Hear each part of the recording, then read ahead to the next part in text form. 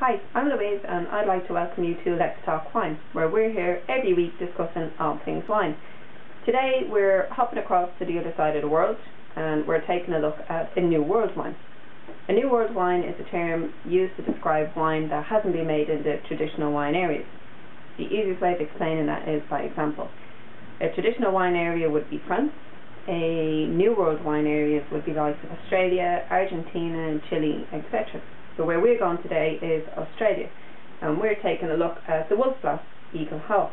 Now, Mr. Wolfsblatt found this nice vineyard in Clare Valley in the 1980s, and he loved it so much he decided to make a new variety of wine. And so we have the Eagle Hawk. Now, the wine we're looking at is the Cabernet Sauvignon, so that's the grape variety which this wine comes from. It's a screw cap, so it's easy to open, no problems there. And pour it out so you can have a look. Now it's got good depth of colour there, it's really deep. Put it to the light and you can see the hue, the red, the colour of red coming off it. As I said, it's quite deep. It's almost like a blackcurrant cordial that you haven't quite watered down yet. And if you take a smell, a good sniff off that. You can smell berries, you can really smell berries. It's very, very fruity wine. And when you sniff at it, you can nearly feel it going down to the back of your throat. It goes right through your airways. They recommend, if you want to drink this wine, to drink it with food, possibly lamb, pasta dishes, that kind of thing. Now that you've got your bottle of wine open and you've realised that you only want to have a glass or two of this, you want to keep it for the next day. So the best way of storing wines is with this. Every time you pour a glass, put the screw cap back on.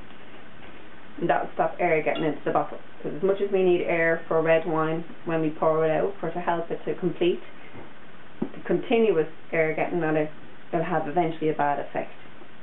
So you've got your screw cap back on, you've stopped the air getting in. Now we're going to stick it in the fridge.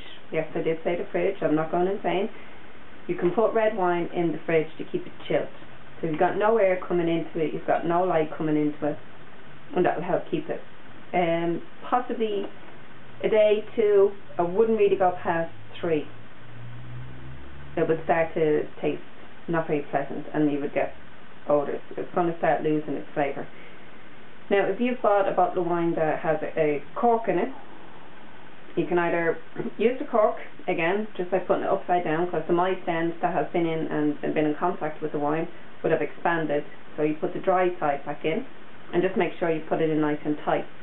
Now, for some reason you don't have the cork, it's lost, it's damaged, or a multitude of reasons why it's not there, we have these little gadgets.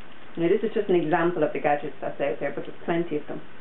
And what they do is they stop the air from getting into the wine. So you would sit it on top with this one, press the lever down, this expands and no air has got into your wine.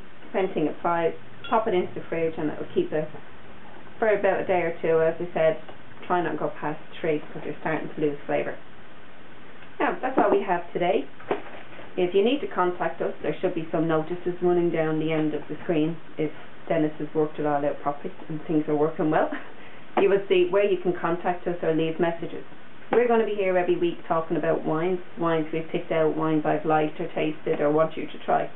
So if you want something else or something else for us to talk about in regards to wine, just let us know. Thanks.